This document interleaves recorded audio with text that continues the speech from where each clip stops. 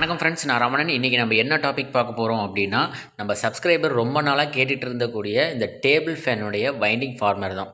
இந்த winding farmer பார்த்தீங்க அப்படின்னா, சீலிங் ஃபேன் வைண்டிங் மிஷின் வருது இல்லையா, அதுலேயே நீங்கள் அட்டாச் பண்ணி யூஸ் பண்ணிக்கலாம். ரொம்ப சிம்பிளான மெத்தட் தான். ஸோ இது ரொம்ப சிம்பிளாக இருக்கும். இது வேணுங்கிறவங்க மேலே தெரியுற அந்த வாட்ஸ்அப் நம்பருக்கு காண்டாக்ட் பண்ணி வாங்கிக்கோங்க.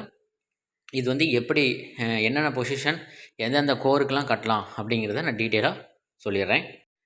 இந்த ஃபார்மரை யூஸ் பண்ணி நீங்கள் எந்த ஒரு எக்ஸ்டர்னலான ஒரு மிஷினையும் வச்சு நீங்கள் வைண்டிங் பண்ண தேவையில்ல. ஆல்ரெடி இருக்கக்கூடிய உங்கள் சீலிங் ஃபேன் வைண்டிங் மிஷின் இருக்கு இல்லையா, அதிலேயே நீங்கள் ஈஸியாக வைண்டிங் பண்ணிக்கலாம்.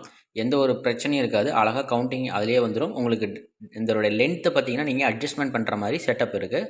மேலே அப் டவுன் பண்ணிக்கலாம். ஸோ அதனால் நீங்கள் கோருடைய லென்த்தை மெஷர் பண்ணி அந்த லென்த்தை நாம் இந்த 4 ஸ்டெப்பு இருக்கு இல்லையா, அந்த 4லேயும் பார்த்தீங்கன்னா ஏதோ ஒரு சைடில் அளவு ஃபிக்ஸ் பண்ணிவிட்டு அந்த நெட்டை நல்லா டைட் வச்சிட்டோம் அப்படின்னா நமக்கு இதில் மெஷர்மெண்ட் ஃபிக்ஸ் ஆயிரும்.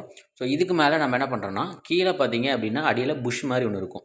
ஸோ அந்த புஷ்ஷை யூஸ் பண்ணி நம்ம சீலிங் ஃபேனை அந்த ஸ்டாண்டில் ஃபிக்ஸ் பண்ணி, சீலிங் ஃபேன் மிஷினில் அந்த ஸ்டாண்டில் ஃபிக்ஸ் பண்ணி, வழக்கம் போல் சீலிங் ஃபேன் கோரை எப்படி வைண்டிங் பண்ணுறோம் இல்லையா, அதே மாதிரி இந்த ப்ளஸ் குறி மாதிரி இருக்கிற அந்த எட்ஜில் நம்ம வைண்ட் பண்ணுவோம். வைண்ட் பண்ணிவிட்டு எத்தனை டர்ன்ஸ் நம்ம சுற்றுறோமோ அத்தனை டர்ன்ஸ் சுற்றிட்டு, நெக்ஸ்ட்டு பார்த்தீங்க அப்படின்னா லெஃப்டாக ரைட்டாக அதை நீங்கள் சேஞ்ச் பண்ணிவிட்டு நெக்ஸ்ட்டு இருக்கக்கூடிய அந்த ஸ்லாட்டில் சுற்றணும். மொத்தம் 4 செட்டு காயில் நமக்கு கிடச்சிரும். ஸோ அந்த 4 செட்டு காயில் பார்த்தீங்க அப்படின்னா அழகாக இந்த நட்டை லூஸ் விட்டு உள்ளார ஸ்ப்ரிங் டைப் தான் இருக்குது, சஸ்பென்ஷன் டைப்பு. ஸோ ஈஸியாக நீங்கள் ஸ்ப்ரிங் லெவலை அட்ஜஸ்ட் பண்ணி நீங்கள் வெளியே காயில் ரிலீஸ் பண்ணி எடுத்துடலாம்.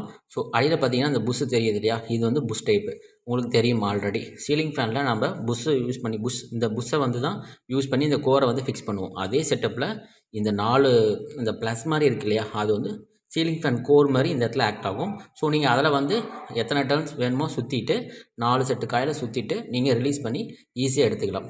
இதுதான் அந்த ஃபார்மருடைய ஃபுல் செட்டப்பு.